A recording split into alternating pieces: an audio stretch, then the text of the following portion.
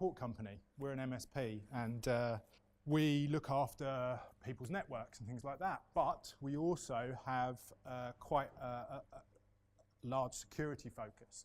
So we actually do specialized deployments for people with what I'll talk about a bit more, like high threat models. So maybe someone that might be hacked, you know, for financial gain or something like that. So we have a lot of clients at the minute that use our services for protection. And I'm going to talk about the narrative a little bit with GDPR, because cyber security protection in GDPR is massive. It's different for every business.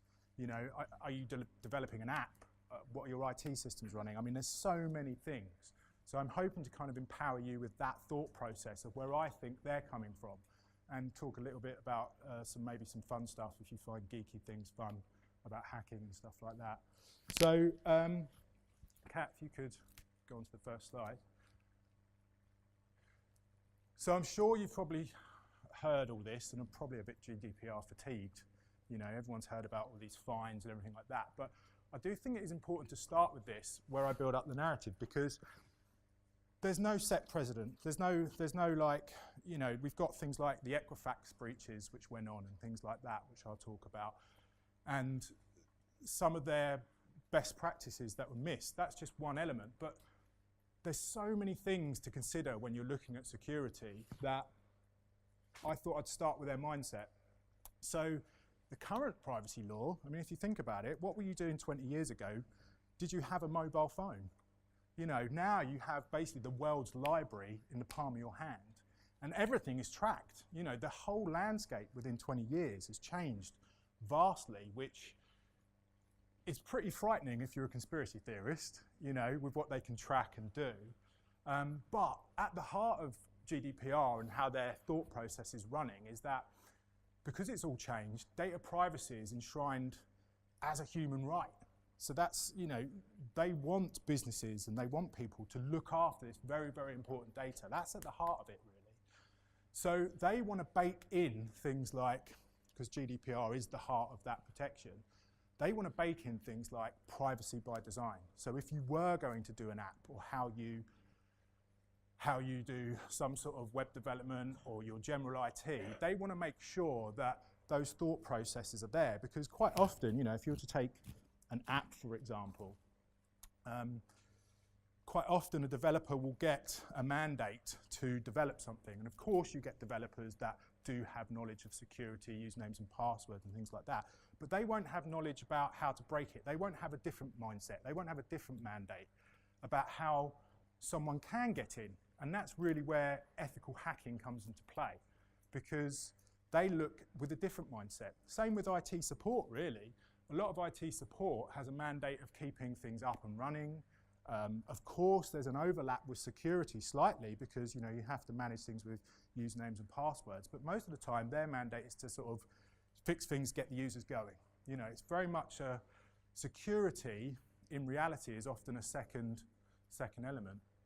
So I'm going to throw in some caveats, which are my own caveats, I think, around this whole situation.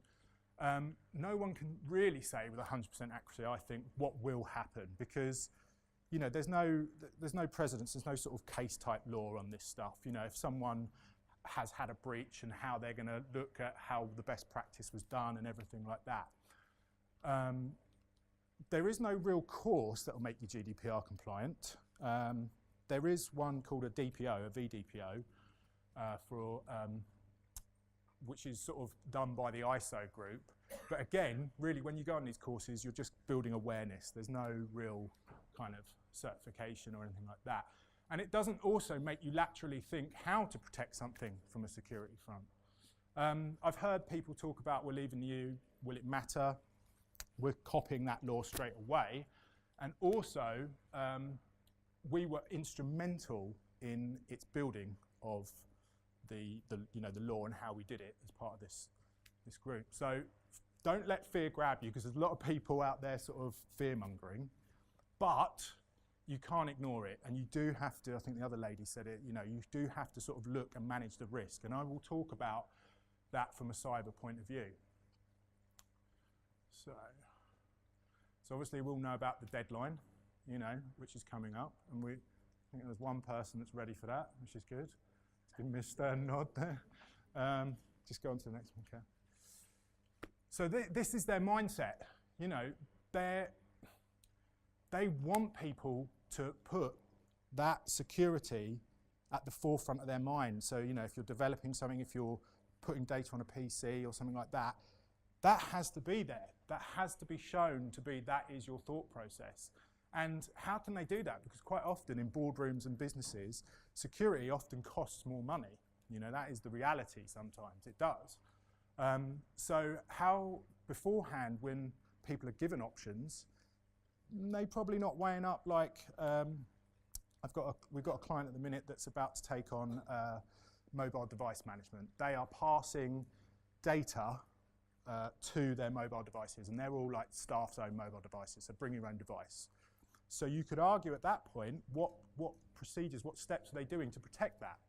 I'll touch a bit more on that a bit later. And beforehand, you might get a sort of a director who's thinking about sales, thinking about driving business, and they kind of acknowledge it, but it never really goes through. And they want to change that mindset. They want to make people think about security. Hence these large, you know, levies of fines. Go on to the next one, Kat.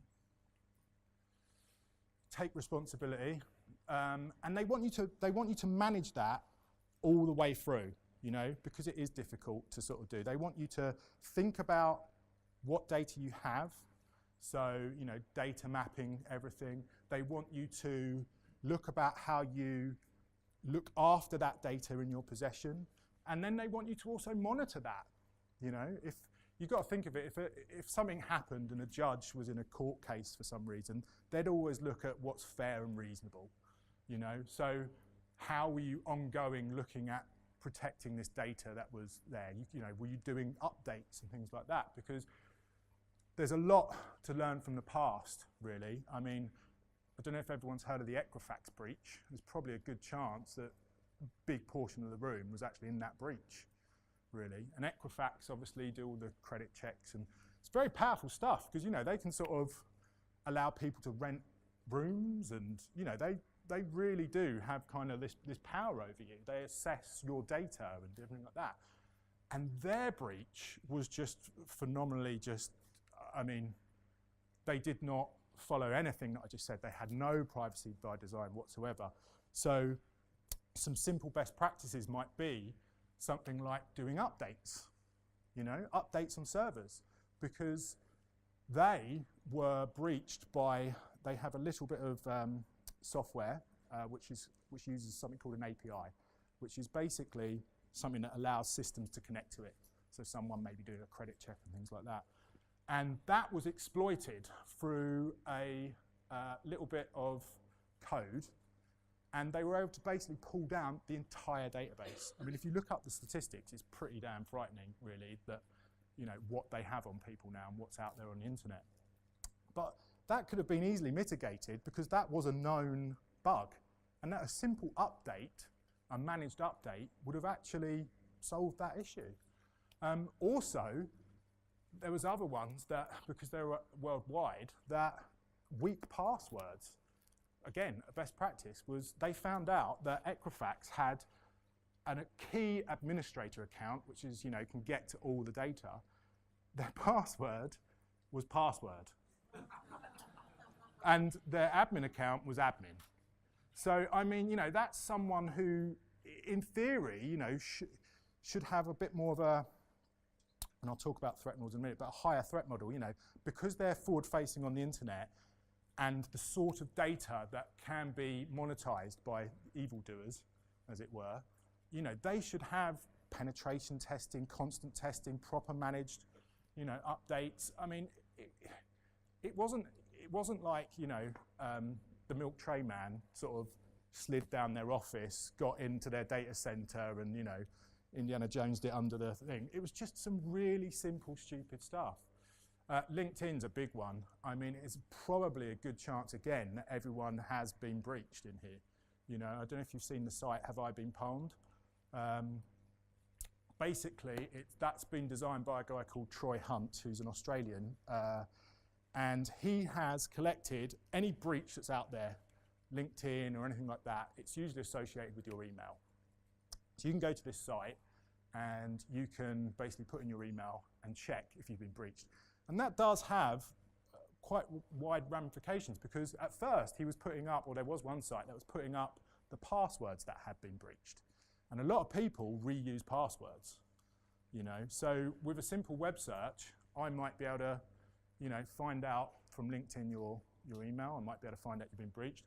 I might be able to find out you like Arsenal. I can probably guess your password's Arsenal1, but if it's not and you've made it more complex, maybe I can get into your other systems, your business systems. Don't know how many people are thinking, crikey, that's my password. But you know, you can maybe get into Facebook. You may be able to get into your remote desktop sessions. You know, so it's quite often small little things can be mounted up and taken advantage of that will have business impact. So go on, Cap, to the next one. So where do you start though? Because I mean, you know, you could probably, someone like myself might kind of just sit here and go, everything's not safe. You know, I had a guy sort of genuinely look super concerned at me as he was holding his phone going, so like, you know, should I use internet banking? And I was like, well, you know, can this be breached? And the important thing to understand is that nothing is secure and anything can be breached. But you have to do something called threat modeling. So I said to this guy, you know, it's just a matter of time and resource, really, to break something. That's all it is, you know, how much time and resource is it? So I said to him, you know, if you've got maybe 60 million in the bank, you know, maybe someone then is going to be very interested at targeting you. Whereas if you're a sort of a regular person, then you're more likely to have a kind of, you know, that scattergun approach to attack, where if you've got an Android device that you haven't updated, there might be bank Trojans and stuff like that. So it's fine. I said, you don't need to lose any sleep. And he generally looked relieved. There was a sigh of relief that came out of him. So the first thing you really have to do from this sort of cyber point of view, and I know our lovely lady touched on it earlier, but you just have to map out your data. You have to map everything out, but not just from that sort of marketing element, you know. You have to map out, depending on so you have to identify what is really important. You have to show that, and you have to sort of see, okay, so for example, we've got someone using a multifunction printer, you know, scan to email. That has to go in, that personally identifiable information is going through that. So you have to have someone that understands what are the risks with that. So you might have to put in data loss prevention technology. You might have to sort of put in something slightly more secure to make sure that doesn't go in the wrong place or something like that, if you see what I mean. So it really does encompass everything, even from a physical point of view, to our staff taking, you know, a wad of paper back or a laptop that's unencrypted, and they're taking that on the train and leaving it there on a Friday night because they love a beer. You know, I mean, I'm sure we all like a drink, but I mean, it's happened so many times, you know, to really important documents. So you have to understand from that practical point where it's all going, and then assess where the dangers are, because that starts really with the staff awareness training, you know, cyber awareness and attack simulations. So the most popular one for sort of small, medium enterprises is kind of like phishing simulations, because a lot of secure systems, unfortunately, the weak point is often the users, you know, social engineering, you know, HMRC, PDF saying you owe this, or invoices. I'm sure you've all seen the things to click on. That's never really going to go away, really. You know, you can have really great spam filters. You can have so much stuff. It just gets cleverer, really, you know. For example, you can design a PDF that would have some executable code that will evade antivirus. You know, that's a technique of getting through this stuff. So you have to use a plethora of things. So really, the best way to do it from a cyber security point of view is to do something called threat modeling. So I'll let Kat go on to the next thing. We'll just talk about threat modeling in the business. What is your threat model? So again, no system is 100% secure. And how can you know what is at risk? So there's varying methods to threat modeling. Types of information that you're protecting, where it's stored, where it's moving, how that might be by hackers available. So if you've got any forward-facing stuff on the internet, or actually internal staff, because that's still a threat. You know, not from just maybe kind of haphazard, or I mean, I've seen it before with recruiters. So I've seen people, I've seen actually people try and copy databases and things like that. Even to the point where I know that there was one that was sitting there taking photos of every record, before they left. So you have to understand what you're doing. Now, the threat model that the GDPR often talks about is a data privacy impact assessment. That is a type, because there's many types of threat models depending on what you're doing, and I'll sort of touch on a Microsoft one. Microsoft has their own one for stuff, and then there's attack trees and different things like that. But data privacy impact assessment does not always, it's a good one because it does encompass a lot of stuff. It thinks about the marketing element and everything like that. But I think it does fall foul a little bit on some of the cyber front and protection. I mean, I've seen, there's some obvious ones, like I saw someone doing it for a little app, an application, where they would say, the data is transmitted to here between the two servers, and it was making them think, is that transmission between the two servers encrypted? Can it be sniffed? And often a developer might just sort of go, oh, that'd be fine. But that's where it's exploited. So I would say, like, depending on the business, you do have to look at, DPI is fine. I'm sure our lawyer will be able to clarify this earlier, but a lot of stuff I read sort of says that the DPIA isn't sort of legally required. I have also read that some people say it is. I don't believe it is, but I think if you had a breach of anything, they're going to basically go, okay, how have you dealt with your risk? Show me what you've been doing. Have you been looking at this diligently and responsibly? And if you can produce something like that, that is a good one. That's one tick. Is it a good one? That's two ticks. Were you ongoing monitoring it? And I presume that's how they will ultimately look at each breach and look at each thing. Because again, no system is ultimately 100% secure. So they're going to have to take in all these accounts when they're looking at fining people or telling them off.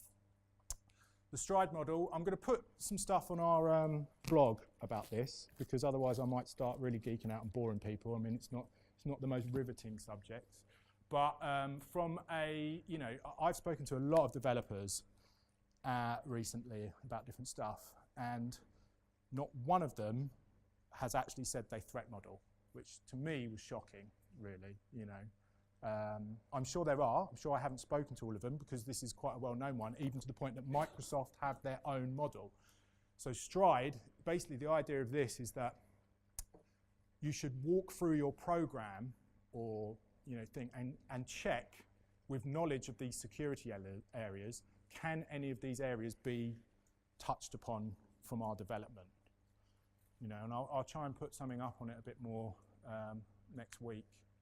But it is shocking, but again, I understand it commercially, because probably to start doing that basically means more money, more coding time, and a lot of the time it's about price, So next one, Kat. Okay, so just a kind of an idea of, I don't know if it's fun, but so weak passwords. Does anyone have any idea on how to mitigate weak passwords? Any idea?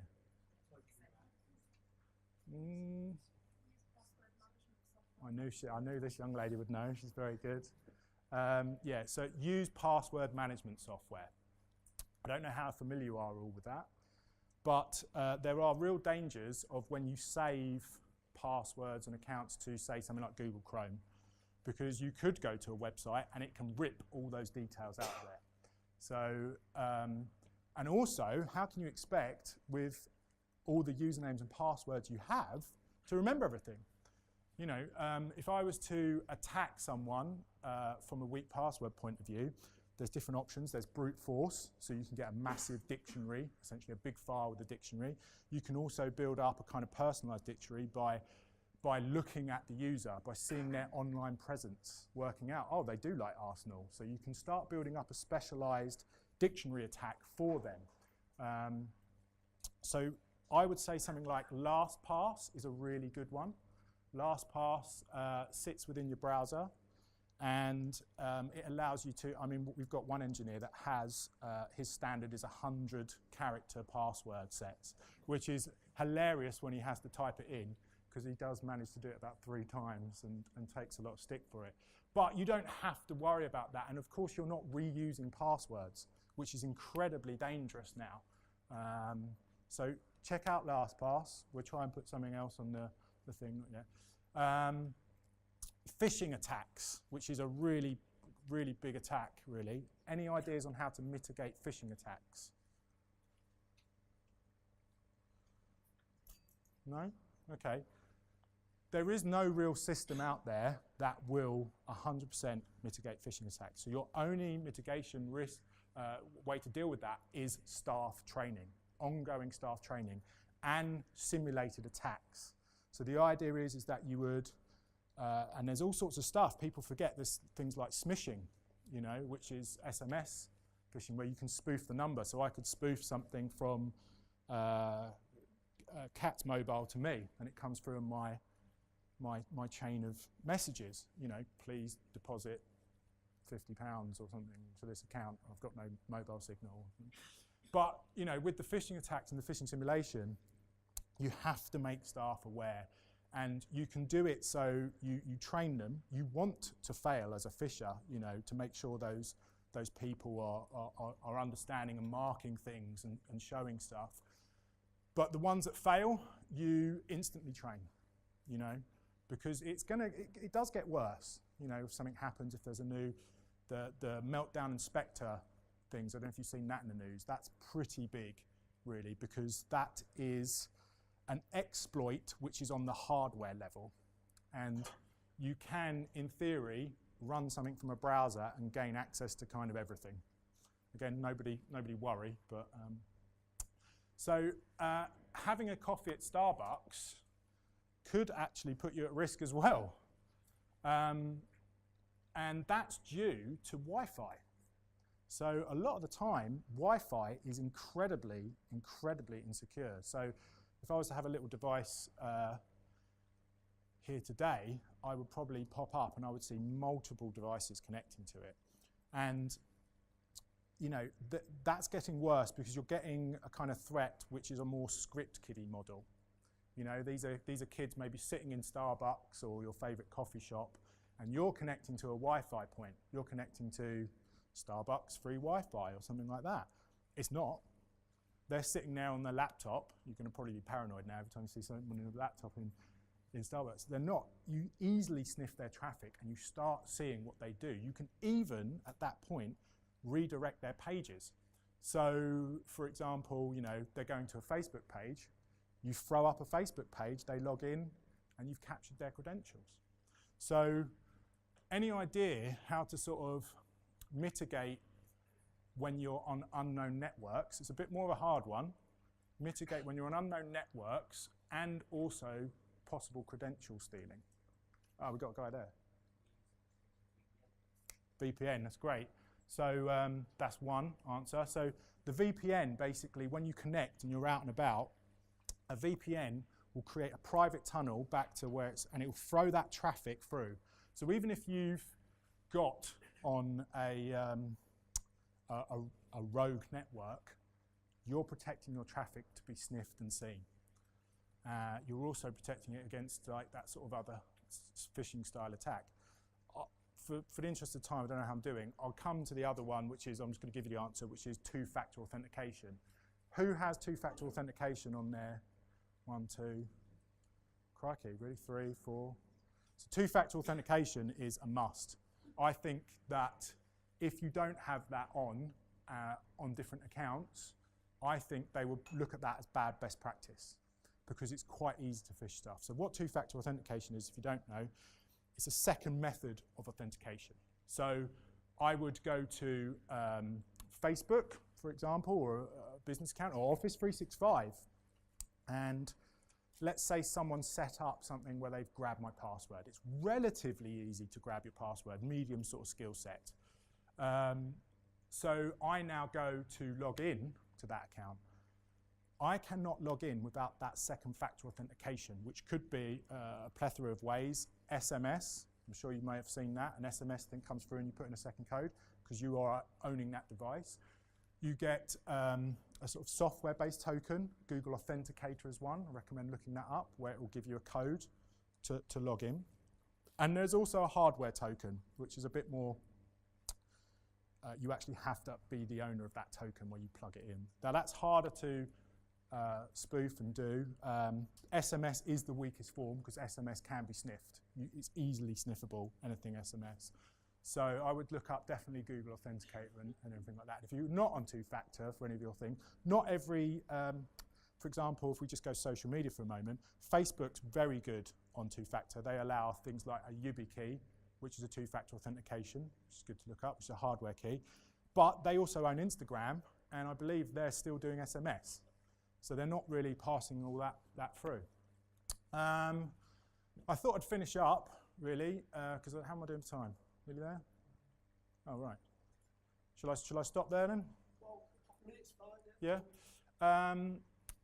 I just thought I'd talk about some of the real-world attacks, or real-world stuff we're seeing with this GDPR to give you a bit more of a flavour of it. So we've been doing one for a recruitment company and assessing their situation, and I wanted to bring up that I think one of their biggest concerns right now, because we're covering all that security point, is the administrational burden. I mean, it is a bit away from cybersecurity, but you know, the amount of time, all the data they get in from people and all these other things, and the calls they make, I've heard that because a lot of people still don't know about GDPR from a point of view of you know, consumers and people and stuff like that, there's going to be a really big campaign basically going, you can ask for your data.